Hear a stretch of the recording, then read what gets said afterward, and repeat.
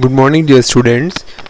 Welcome back to your online session number 2 of biology. Today we are starting with our new heading. The heading name is species. So what do we mean by species? So actually a species is a group of organisms that may interbreed and produce offsprings that is also capable of reproducing the same kind. So that is known as species, means the organisms and their groups. Specifically we talk about the groups which can interbreed and then they can produce the offsprings which resembles to them, and they can also reproduce further.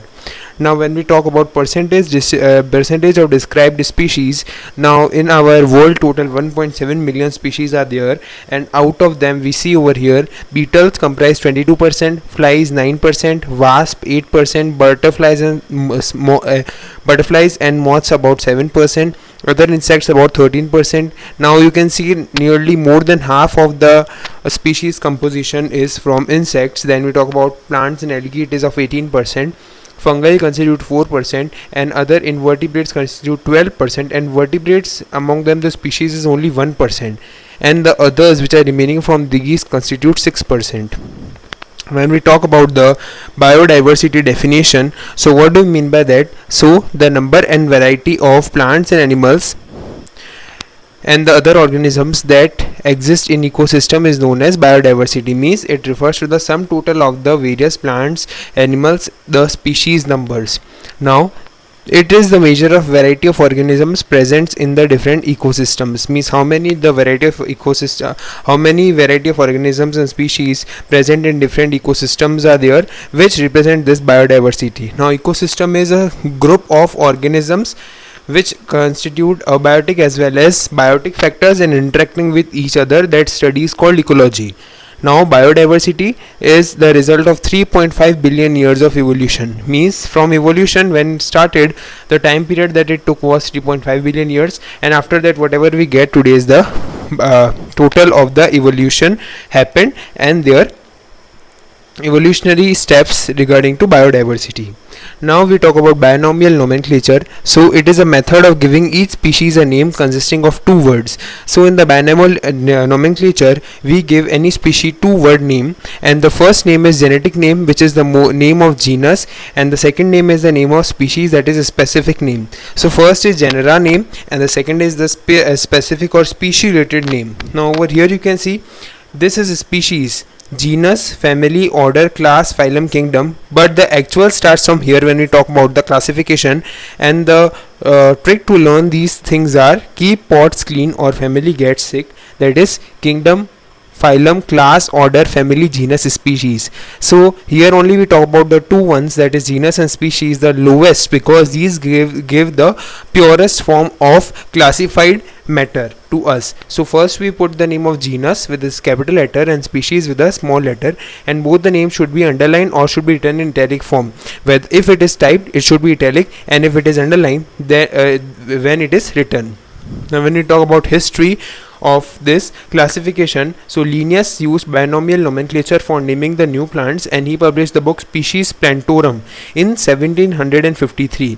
This year you need to remember. And A.P. de Candolle in 1813 wrote Theorie Elementaire de la Botanique in 1813. Now the first International Botanical Congress held in Paris was in 1867. American botanists were not satisfied with this Paris code. Now it then comes the ICBN, which is the universally accepted for nomenclature of any biological organism. So ICBN stands for plant related, that is International Code of Botanical Nomenclature. And the second one that we see is ICZN. ICZN, it relates to the International Code of Zoological Nomenclature. So ICBN, it represents and it gives the nomenclature of all the plants that is existing in the world, and ICZN gives of all the vertebrates and invertebrates. Now what is a binomial nomenclature? Let us have a brief look over here. So there is a standard system of naming species by giving two part names, according to it the first name is the generic name, second which is written in initial is the capital letter, and the second name is a specific name and it has initial small letter. Now, binomial nomenclature rules I have already discussed with you. If it is handwritten, I have told you underline, and if typed, then it should be italic. Then the genus name is first, and the genus name must be capitalized. Species name is never capitalized. Then the name or abbreviated name of the scientist describing the species of the first time should be written after the binomial, that is Pseudomonas syringe wall hall. Like this way, the name of scientist should be written who discovered it, and to avoid confusion, the same binomial should have not been used to name the two different species. So any single binomial nomenclature is specific for everyone, means no other species can have the same name. And in the year in which organism was described should be written after the name of the author or scientist. Now, binomial nomenclature, bi means two, nomial means name, and nomenclature is the system of naming. For example, Homo sapiens. Homo is genus name and sapiens is species name. This comprises of humans, and Homo first word is capital and sapiens the all letters are small, but if you are writing it, then you should underline it also. Now let's have a brief look on the differentiation between the taxonomy and systematics. This is very important one. So taxonomy refers to the classification of the organisms in biology. So this is the main aim of taxonomy, and systematics refers to the study and classification of organisms for the determination of the evolutionary relationships of the organisms. Then taxonomy is the branch of systematics, and when we talk about systematics, it is a broader level. It studies the relationship of the organisms. Then taxonomy is involved in the classification and the naming of organisms, whereas systematics is involved in the classification, naming, cladistics and phylogenetics. These two more functions are there in systematics. Taxonomy does not deal with the evolutionary history of the organisms, whereas systematics deals with the evolutionary history of organisms, and taxonomy can change further with the further studies, whereas systematics does not change with the further studies. Now let's have a look on principles of taxonomy. Taxonomy is a naming of the animals that we have seen till now. Principles of taxonomy is an interesting tool. Need to understand the concept and the meaning between taxonomy, systematic, and international code of nomenclature. Now taxonomy or systematic, two terms that are more or less synonymously used, but yet we have differentiated them on the basis of the functions. Now what is the contribution of systematics to biology? Before that, you see what is systematics actually. So it was given by G.G. Simpson in 1961, and it is a scientific study of kinds and diversity of organisms and of any kind of all relationship among them.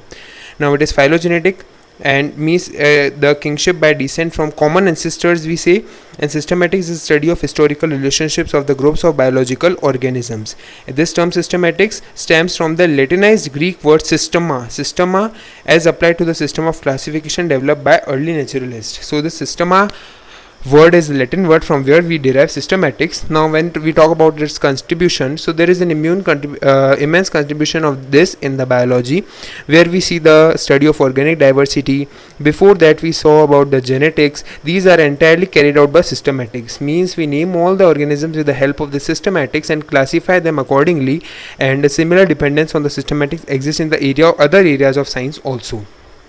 Let's have the look on taxonomy versus systematics once again. So I have told you the basic formation over here, that taxonomy is the classification of organism, systematics deals with classification of organism, determination of evolutionary relationships also. Then we talk about taxonomy.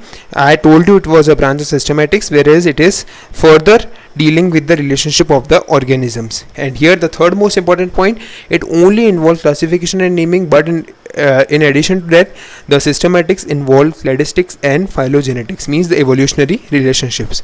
So that's all. Thank you.